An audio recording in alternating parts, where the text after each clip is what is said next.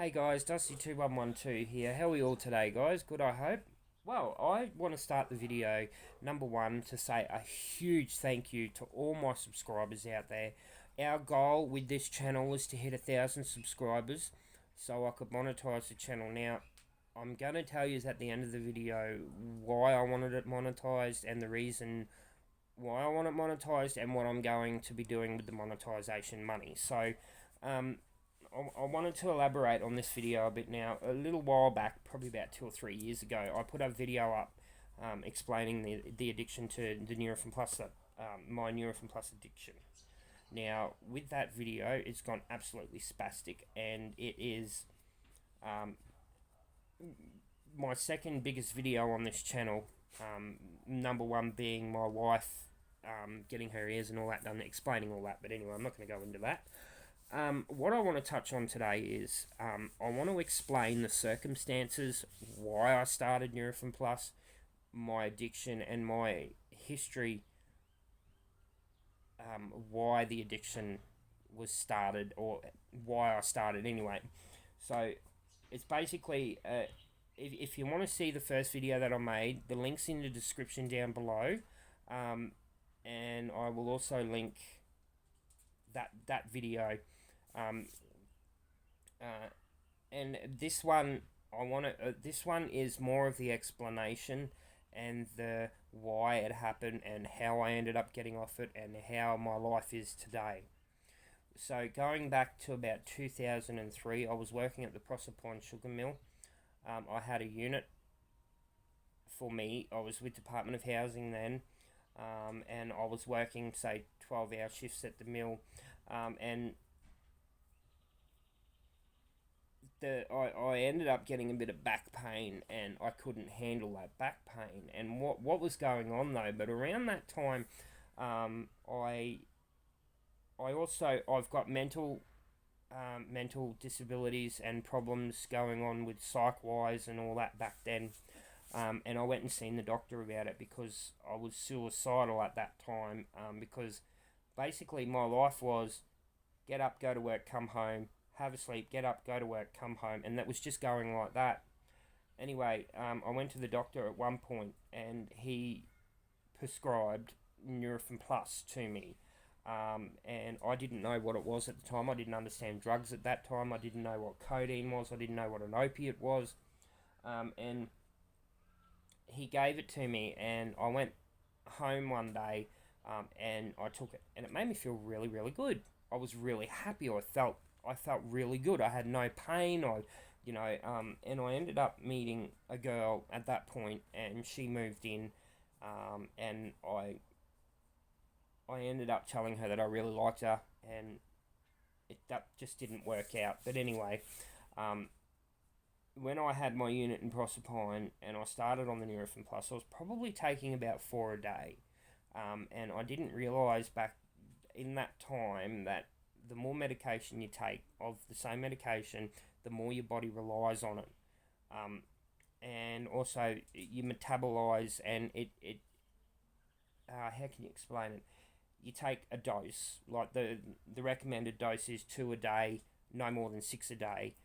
Otherwise it can cause damage and addiction and all that sort of stuff. But I ended up, at that point I was doing 4 a day, and all this stuff happened with the girl, and I took more to get that feeling back. That feeling that I had when I was taking 4 was gone. Like I'd take it and nothing had happened.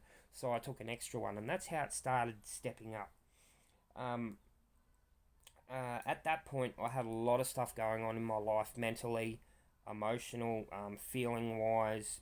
Anyway, this girl that I met and moved in, she was originally from Western Australia, and I ended up saying to her, or I had a lot of things going on. So like back then, I wasn't money wise. I wasn't, I'd get money and spend it, and didn't pay the rent, and didn't realise the consequences if you don't pay your rent and your power, and all that sort of stuff happened. And we ended up losing the unit at that point, and the only other place that I had to go was Perth in WA. That was the only place that I could go. So I packed everything up, and we moved over to WA on the full she knew how I felt about her, and I went over there because I thought something was going to happen, but it obviously didn't.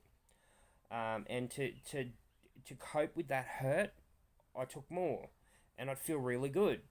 Anyway, I ended up coming. I rang my brother up and I said, "Look, I can't do this anymore." She's doing the rah rah. He flew me back to Townsville, and I stayed with him for about a week. And then I ended up going to the Sturt Lodge that's in Townsville. It's like a boarding house for people who've got nowhere to go. And I was in there for a little bit, and it was getting to the point where it was getting more and more a day. So from the 4, I ended up, when I was in the lodge, I think I was taking about 9 a day. I'd get up in the morning and I'd take it, and then, everything and anyway, I went out one night and I met a girl, and I ended up having a relationship with this girl. I ended up moving in with her, and there's just a lot of stuff that happened there when my nurofen plus went up and up and up and up. So by the time I moved away from her, I was on probably about 10 a day, 11, yeah, probably about 11 a day. Anyway, I thought, I felt trapped in one way, because she was pregnant, and I didn't know how to deal with it. Anyway, I met these two other girls, Mel and Lisa, through this girl that I was with. Anyway, we ended up getting to the point where the relationship was just going to shit, and I ended up, I was hanging out with them, and the question came up, and I said, "Would you guys happen to know of anybody who's single, looking?" And they both looked at me and basically just said, "Shut up, Dustin, you've got a kid on the way, you've got a relationship and everything there." And I got to the point with that relationship where it just didn't work out. And the way that happened was, I ended up meeting my wife through these two girls who I'm married to today. They said one day, "Do you want to come out?" Like, I was having a shit day, things weren't working out, we were yelling and screaming at each other, and I said, "Yep, fuck it, let's go out." And I ended up hanging out with them probably about 2 or 3 times a week, and it got to the point where I was working at that point, with a lawn mowing company in Townsville, and I actually quit my job at one point because I couldn't handle what was going on in my head, and so I'd get ready, get up and go to work, or they thought I was going to work, but I was actually going out, hanging out with Mel and Lisa. And then one day they said, "Look, we're going to go around and see a friend, do you want to come?" Rah, rah. And I said, I nearly said no, I've got this to sort out, rah, rah. Anyway, they come and picked me up, and we went around to this girl's house, and I seen this girl walking down the stairs, and she was absolutely beautiful. She was gorgeous. She was the most beautiful thing that I've ever seen at that time. And I looked at Mel, and cheekily I said, "I'm going to marry that girl." And she just looked at me and said, "Yeah, who are you?" sort of thing. So anyway, she invited us up for a coffee, and to put all that story to rest, I ended up moving in with her. Her mother invited me to live there, and I was there for about 3 months, and I decided, I don't want the relationship that I had, and I ended up with Alan, and yeah, basically that was the end of that. And at that point, I think I was taking about 20 a day, because it just kept going up, up, up, up, and up. So one day we were sitting in the lounge room, and I looked at her mum and said, "You wouldn't have $10 I could borrow?" Because at that point I didn't have a job, and I was in the midst of, and I was feeling the withdrawals from the codeine. I thought, well, I can't handle this. It was disgusting. It was wrong. And she said, "Oh yeah, okay. What do you need it for?" And I said, "Oh, I'm just gonna go down and get some painkillers, And she said, "Oh, I've got Panadol in there." I was like, "No, I want to go." No, I've got Panadol in there. Anyway, she cottoned on. I think she cottoned on at that point, because she looked at me and she said, "Are you taking drugs?" And I'm like, "No. No, I don't take drugs." She goes, "Well, I don't want my daughter with a prescription druggie, if that's the case." And she was spot on. She spotted. She was the first person that spotted that I had a problem. And I turned around. At one point, we had a huge fight over that. I was denying it. She knew I was doing it. Anyway, fast forward a couple of years more down the line, I'm up to, I would have to say, about 60 60 in 2 days. I'd take 30 in the morning and 30 at night just to get. And at that point, I wasn't getting the feeling anymore. It was just habit to get rid of the withdrawals. Anyway, I went and seen the doctor one day, and I said, I've got back pain, rah rah rah. He gave me a script for Nurofen Plus, and at that point, I was introduced to Tramadol. Now, Tramadol is a disgusting drug to get off, and I can tell you from experience, it's not worth it.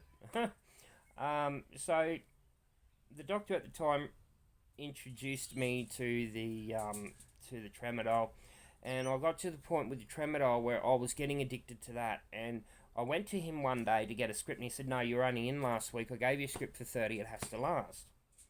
And I told him that I'd run out. Rah, rah, rah. Anyway, he gave me another script. And I went back probably about 2 weeks later looking for another script. He said, "No, I only gave you a rah, rah, rah." So what I ended up doing from that point on is I would wake up in the morning, I would be hanging over for the drugs, I'd go to the doctor, he would say no. So at that point, I started doctor shopping, which I didn't understand what I was doing at the time. I didn't realise it was doctor shopping. I didn't realise druggies did that. That's what was going on. Now, around this point, I was with Ellen for about 8 years, and 5 years before we got married. We've been together for all up 13 years now. So around that point, I knew that I had a problem, but I didn't know how to go about it. Now, the doctor that I was seeing at the time, I went back and he's like, "No, I can't give you any more."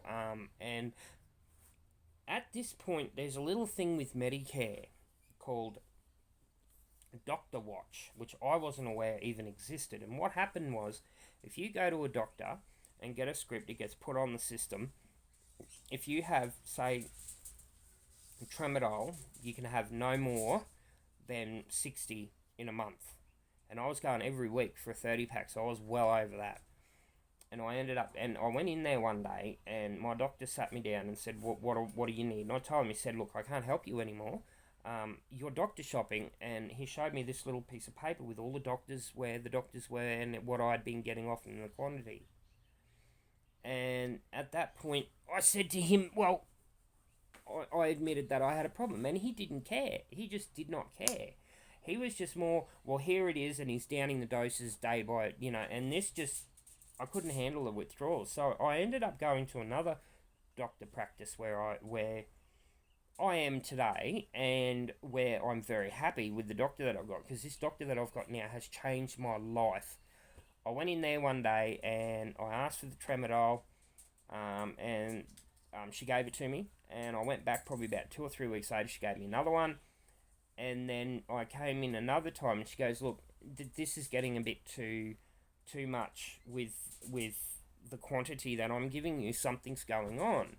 And she said, "Have you got a problem?" No, I'm right, I'm all good, yeah, bro. Anyway, she ended up calling Medicare, which they can do, apparently. If they're suspicious with the drug that's being abused, they can ring. And she got off the phone, and she wrote down all the doctors, where I'd been and what I'd gotten. And she looked at me and she said, "Dustin, you've got a problem." She said, "We have to fix it." And I burst out in tears and thought, well, oh my God, I didn't think this would ever happen to me. So what she did, around this time, what was going on, with everything that was going on, I wasn't feeling myself. I wasn't there mentally, emotionally. I was just losing it. And it's emotional to talk about, because I know all this time that I had this problem, I could have asked for help, and I didn't. And a lot of people out there don't ask for help. They don't know how to go. And a lot of the questions and answers that I get is, where do I go to get help? I'm going to say this now.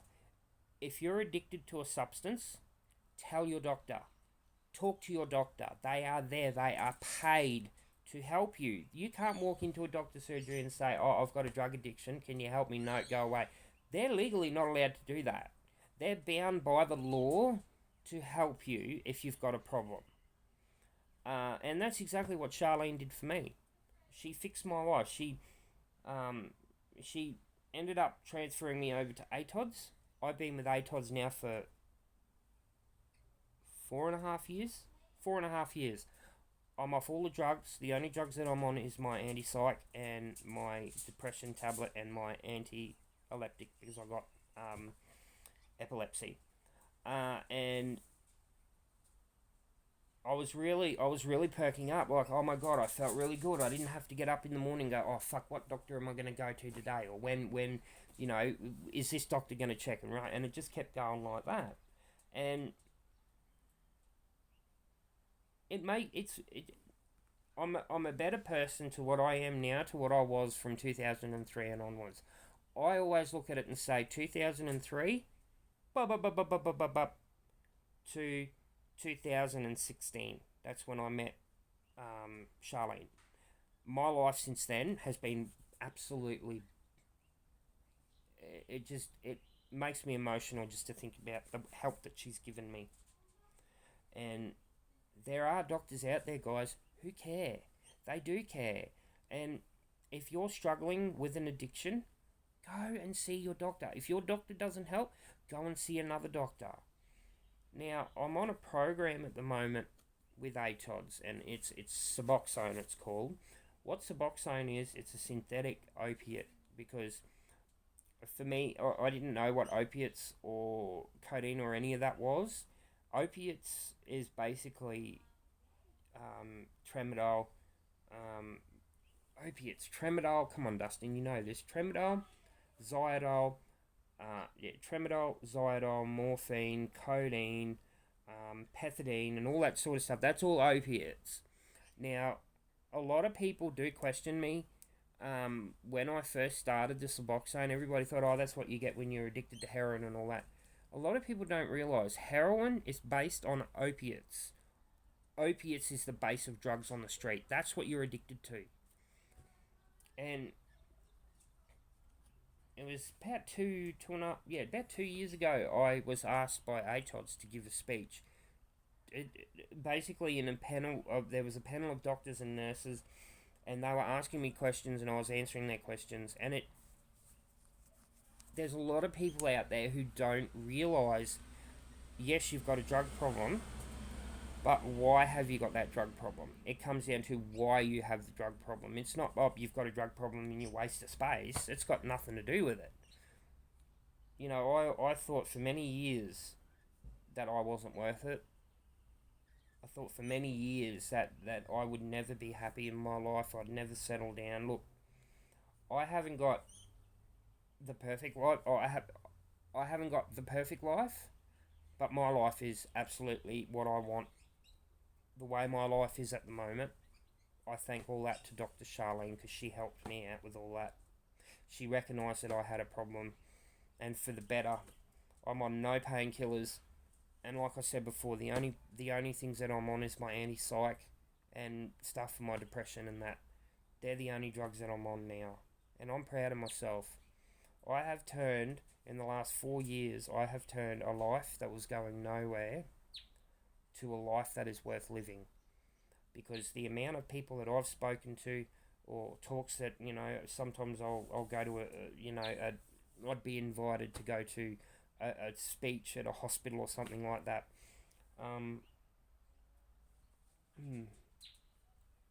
Say this without getting emotional.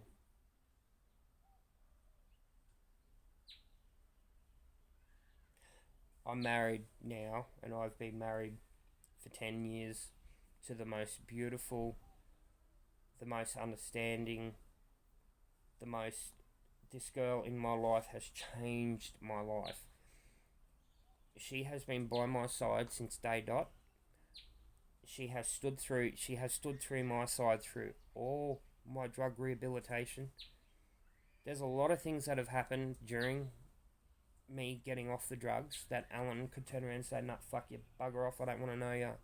There's been times where Alan's gotten to the point where she's walked out, but she can't leave. Like, she'll walk out and then she'll come back, and I completely understand that. I mean, I was an absolute asshole when I was coming off those drugs. I mean, to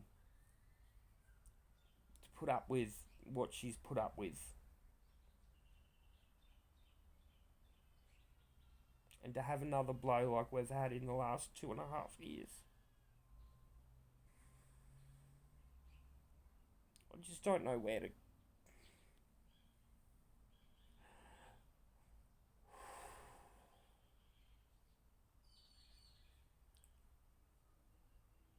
During all this, I've been diagnosed with a tubular renal acidosis, and it's basically kidney failure. Well, it's basically organ failure. And then on top of that, about a year ago, I had a problem where I was eating a piece of food and it got stuck in my windpipe and I couldn't breathe, and we ended up calling the ambulance, and they found another problem with my windpipe at the moment, with and I can't eat normal foods at the moment. I'm on all soft foods. But to know me telling this story, to know with the things that's going on with my body at the moment, to know that I could be here tomorrow. Sorry, be here today and gone tomorrow. And my biggest fear is not dying. My biggest fear isn't dying. My biggest fear is what Alan's going to do when I'm gone. And I look back on it when I first met Alan, the things that I used to do in order to get prescriptions and to get drugs, and what Alan has put up with in 13 years. If anybody needs an award for sticking in there and doing it, it's her. Because no matter what has happened in my life, she has been there and she has stood by my side like nobody. And I wanted to put this video up to say, basically, guys,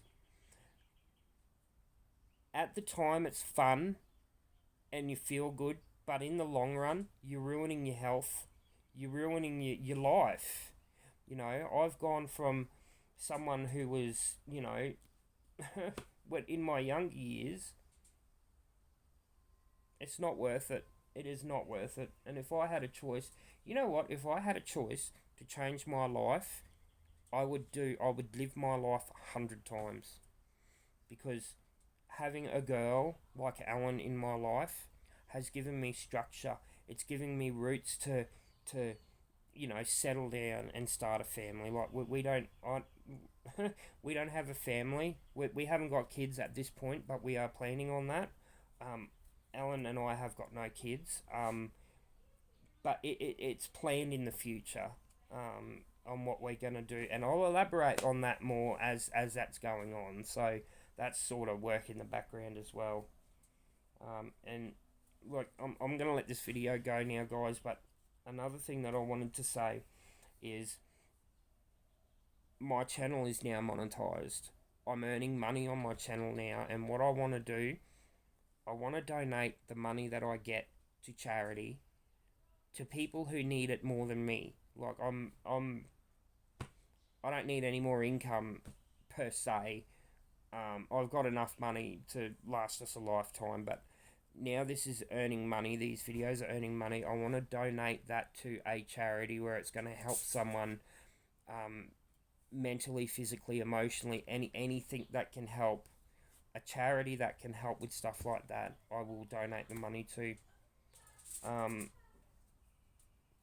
I will let you guys know if that does eventuate. Like, I want it to happen. The money that we have earned over the last month or two is in a separate bank account where I've got no access to it, so I can't spend it because I love spending money.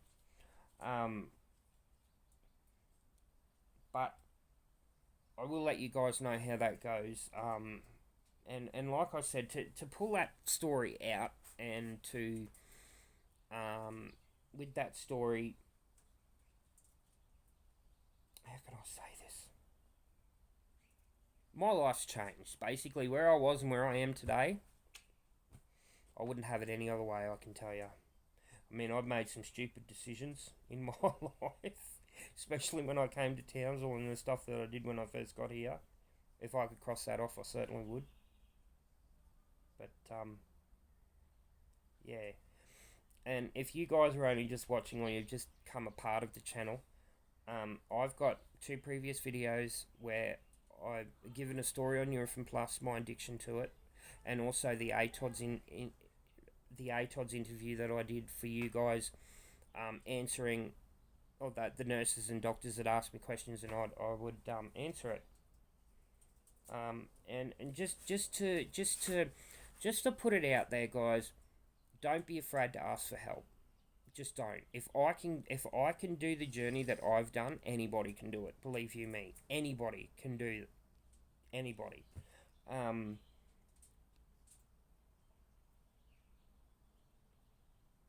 yeah, I'm gonna leave it there for now. But yeah, if you guys want to know more about the story, click the links in the description. I've got a couple of videos there of, you know, and there's some exciting stuff coming up on the channel because my dream at the moment is to go over to Graceland, Elvis's home, and it's happening. It's happening. I'm getting there. I'm getting there. So I'm so excited. I'll let you guys know on all the details as soon as it's all done and with this COVID thing over.